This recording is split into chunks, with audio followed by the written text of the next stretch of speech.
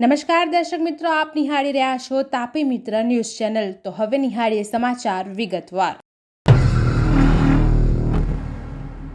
જાણીતા ફિલ્મ અભિનેતા સૈફ અલી ખાન પર ચપ્પા વડે હુમલો કરી દેવાની ચકચારી ઘટના સામે આવી છે। આ હુમલામાં અભિનેતા સૈફ અલી ખાન ઇજાગ્રસ્ત થયા હતા। માહિતી અનુસાર સૈફના ઘરમાં મોડી રાત્રે ચોર ઘૂસી ગયો હતો। આ ચોરીની ઘટના બાંદ્રાવાળા બંગલોમાં બની હતી, જે દરમિયાન એક ચોરે સૈફ અલી ખાન પર હુમલો કરી દીધો હતો, જેમાં તે ઇજાગ્રસ્ત થયા હતા। હાલમાં તેમની લીલાવતી હોસ્પિટલમાં સારવાર ચાલી રહી છે। ડોક્ટરે કહ્યું કે તેમને ગળાના ભાગે 10 સેન્ટીમીટરનો ઘા પડી ગયો છે અને પીઠ અને હાથ ઉપર પણ ઈજાઓ થઈ છે। જો કે હવે સૈફ અલી ખાનની ટીમે આ મામલે એક નિવેદન જાહેર કરીને જણાવ્યું છે કે અભિનેતાની સર્જરી સફળતાપૂર્વક પૂર્ણ થઈ ચૂકી છે અને સૈફ અલી ખાન હવે સુરક્ષિત છે અને ખતરાથી બહાર છે। સર્જરી બાદ સૈફ અલી ખાનની ટીમે ડોક્ટરની ટીમનો આભાર માન્યો હતો। સૈફ અલી ખાન પર આ હુમલાની તપાસ કરવા માટે ક્રાઇમ બ્રાન્ચ દ્વારા 8 ટીમની રચના કરી દેવામાં આવી છે। રાજકોટ શહેર પોલીસ દ્વારા યુવાધન નશાના રવાડે ન ચડે અને નાર્કોટિક્સ પદાર્થનું વેચાણ અટકાવવા સે નો ટુ ડ્રગ્સ મિશન અંતર્ગત માદક પદાર્થ વેચતા શખ્સો સામે કાર્યવાહી કરવાની આપેલ સૂચનાથી એસઓજી ઇન્ચાર્જ પીઆઈ એમ.આર. ગોંડલિયાની રાહબરીમાં પીએસઆઈ રવિરાજભાઈ કામડિયા ટીમ સાથે પેટ્રોલિંગમાં હતા, ત્યારે બાતમીના આધારે ફૈઝલ યુસુફ ચૌહાણ નામનો શખ્સ અન્ય એક શખ્સ સાથે કુવાડવા રોડ ડીમાર્ટ રોડ આગળ ભેગા થવાના છે, જેઓ માદક પદાર્થના જથ્થાની લેતી દેતી કરતા હોવાની માહિતી મળી હતી। રાજકોટ શહેર એસઓજી પોલીસે કુવાડવા રોડ પર ત્રાટકી રાજકોટમાંથી ઇતિહાસનું પ્રથમ વખત સૌથી મોટો 18,14,000 હિરોઈનનો જથ્થો પકડીને નોનવેજના ધંધાર્થી ફૈઝલ ચૌહાણ અને રાજસ્થાનથી સપ્લાય કરવા આવેલા ખેપિયાને દબોજી કુલ 18 લાખ મુદ્દામાલ કબજે કરી બી ડિવિઝન પોલીસમાં ગુનો નોંધી કાયદેસરની કાર્યવાહી હાથ ધરી છે। રાજકોટ શહેરમાં મકર સંક્રાંતિની રાત્રિના ચાની હોટલ પર ₹100ના મુદ્દે 4 શખ્સે પેટ્રોલ બોમ્બ ઝીકી પોલીસની આબરૂના ધજાગરા ઉડાડ્યા હતા। કાચની બોટલમાં પેટ્રોલ નાખી વાટથી સળગાવી રહેલા શખ્સો કેમેરામાં કેદ થયા છે। ઘટનાને પગલે હાજર લોકોમાં નાસભાગ મચી જવા પામી હતી। ઘટનાને 24 કલાકથી વધુ સમય થયો હોવા છતાં પોલીસ આરોપીને પકડી શકી નથી। ઉલ્લેખનીય છે કે મકર સંક્રાંતિના દિવસે આ જગ્યા ઉપર નકળંગ ચાની નજીકમાં આવેલા ઠાકરધણી ચાના સ્ટોલ પર બપોરના સમય 15 જેટલા લોકો સામસામે આવી જાહેરમાં મારામારી કરી હતી, જે સમગ્ર ઘટનાના પણ સીસીટીવી ફૂટેજ સામે આવ્યા હતા।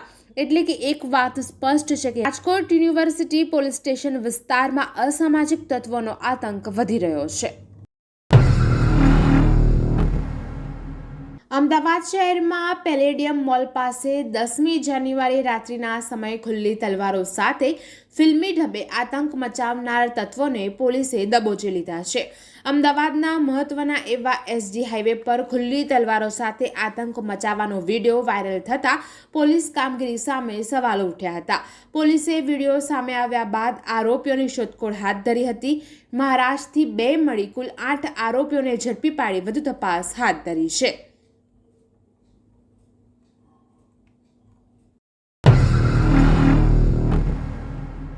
કરોડિયા રોડ લક્ષ્મીનગર સોસાયટી ખાતે પતંગ ચગાવવા બાબતે 2 પરિવાર વચ્ચે હિંસક મારામારી થઈ હતી।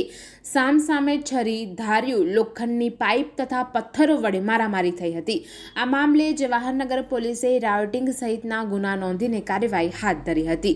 કરોડિયા રોડ લક્ષ્મીનગર સોસાયટીમાં રહેતા ઇસ્માઇલ ઇબ્રાહિમ ખાટકીનો ઉત્તરાયણના દિવસે પતંગ ચગાવવા બાબતે તેની સોસાયટીમાં રહેતા ઇકબાલ ઉર્ફે ફટક સાથે ઝઘડો થયો હતો, ત્યારે તેની અદાવત રાખી ઇકબાલ ફટાકે ઇસ્માઇલને ફોન કરી અપશબ્દો બોલીને ધમકી આપી હતી। ત્યારબાદ તે પોતાના ભાઈ મોહસિન, મુબારક, તેના પિતા અકબર તથા ઇમરાન અને બીજા 4 લોકોને સાથે લઈ લાકડી, લોખંડની પાઇપ અને ધાર્યું લઈને ઇસ્માઇલના ઘર નજીક પહોંચ્યા હતા। તે તમામ લોકોએ ભેગા થઈ ઇસ્માઇલ તથા તેના ભાઈ પર હુમલો કર્યો હતો। ઇસ્માઇલના ભાઈના માથે ઇકબાલે ધાર્યા વડે હુમલો કરતા તે નીચે પડી ગયો હતો, ત્યારે ઇસ્માઇલ વચ્ચે પડતા તમામ લોકોએ તેની પર પણ હુમલો કર્યો હતો। આ મામલે જવાહરનગર પોલીસે કાર્યવાહી હાથ ધરી હતી। વડોદરા શહેરના જેતલપુર બ્રિજ પાસે વડોદરા જિલ્લાના પાદરાના નાયબ મામલતદાર નરેશ પરમાભાઈ વણકરની કારનો અકસ્માત થયો હતો, જેમાં કાર ખાડામાં ફસાઈ ગઈ હતી. અહીં પાઇપલાઇનનું કામ ચાલુ હોવાથી ખાડો ખોદેલો હતો, જેમાં કાર ફસાઈ હતી. આ ઘટનાને પગલે રાહદારીઓ અને આસપાસના લોકો એકત્રિત થઈ ગયા હતા અને નાયબ મામલતદારના ઓળખીતા પણ સ્થળ પર પહોંચ્યા હતા. લોકોએ તરત જ અકોટા પોલીસને જાણ કરી હતી, જેથી અકોટા પોલીસ સ્ટેશનના સ્ટાફ પણ ઘટના સ્થળે દોડી ગયો હતો અને પોલીસ દ્વારા નશામાં ધૂત નાયબ મામલતદારને ઉઠાડવાનો પ્રયાસ કર્યો હતો અને તેમની ઉપર પાણી પણ છાંટ્યું હતું. તેમ છતાં નાયબ મામલતદાર ઉઠ્યા ન હતા. ખૂબ જહેમત બાદ પોલીસે તેમને જગાડ્યા હતા. ત્યારબાદ તેમને પોલીસ સ્ટેશન લઈ જવામાં આવ્યા હતા. અકોટા પોલીસે નાયબ મામલતદાર નરેશ વણકર સામે પ્રોહિબિશનનો ગુનો નોંધીને વધુ તપાસ શરૂ કરી છે. જ્યારે આ વિડીયો વાયરલ થયા બાદ કલેક્ટર દ્વારા ફરજ મોકૂફનો આદેશ કરવામાં આવ્યો છે. વડોદરા શહેરના પાણીગેટ વિસ્તારમાં આવેલી અજબડી મિલની સામે આવેલા કાદરી મોટર્સમાં અચાનક આગ લાગતા 25માંથી સ્ક્રેપની 12 કારને લપેટામાં લીધી હતી, જેને પગલે આજુબાજુના રહીશોમાં ગભરાટનો માહોલ સર્જાયો હતો, તેમજ લોકોના ટોળા પણ ભેગા થઈ ગયા હતા. આગની ફાયર બ્રિગેડને જાણ કરાતા પાણીગેટ ફાયર સ્ટેશનની ટીમે આવી સતત પાણીનો મારો ચલાવી આગ પર કાબૂ મેળવવાની પ્રક્રિયા હાથ ધરી હતી. ભારે જહેમત બાદ આગ કાબૂમાં આવતા આસપાસના લોકોએ પણ રાહતનો શ્વાસ લીધો હતો. ત્યાં ખુલ્લા મેદાનમાં કુલ 25 કાર પડી હતી. આગ લાગતા 12 કાર બળીને ખાખ થઈ ગઈ હતી. ફાયર લાશ્કરોએ આગ પર કાબૂ મેળવતા અન્ય કાર બચી ગઈ હતી. કાદરી મોટર્સના માલિક AM કાદરીના જણાવ્યા મુજબ ગુબ્બારો પડતા આગ લાગી હતી. જોકે ફાયર બ્રિગેડે આગ કેમ લાગી તે અંગે કોઈ કારણ સ્પષ્ટ કર્યું ન હતું.